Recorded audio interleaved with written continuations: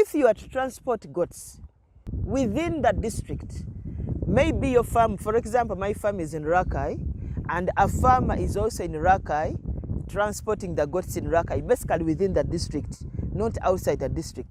Here, you will not need the DVO's letter.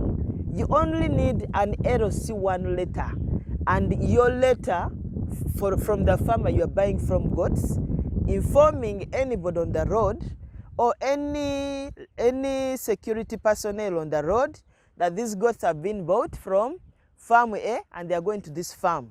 So you don't need the DVO's letter. Farmers, take note of this. Most of you don't know. You always run to the DVO's. But if the goats are moving within the district, they are not going outside the district, you don't need to go to the DVO. Only an LC1 letter which has a date and it has a stamp and also an agreement between you and the person you're buying from the goats. That is enough for you to move. So the DVO's letter only applies if you are buying goats outside, you are taking them outside that district. For example, I'm from Rakai, I'm taking goats to Isinjiro. I will need a DVO, District Veterinary Officer's letter from Rakai, allowing me to transport the goats to Isinjiro. But also, the DVO, the District Veterinary Officer from Isinjiro, will give me a letter of no objection if especially they are breeding goats. The letter of no objection does not apply on slaughter goats. So if you are buying goats for slaughter from one farm to another district, forget about the letter of no objection.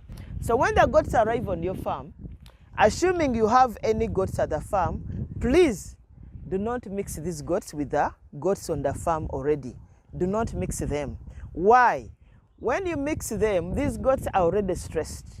When they are stressed, the stress comes in form of flu, cough, diarrhea, eye infection. So isolate them, keep them alone, give them some water, fresh clean water to drink, give them some glucose.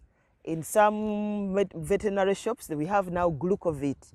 Glucovit is a mixture of glucose and multivitamins. Give them some plus fresh clean water and fresh feeds. Give them ample feeds for you to eat. Hope this video has been informative. You can continue to our videos and see what happens after these goats have arrived on the farm.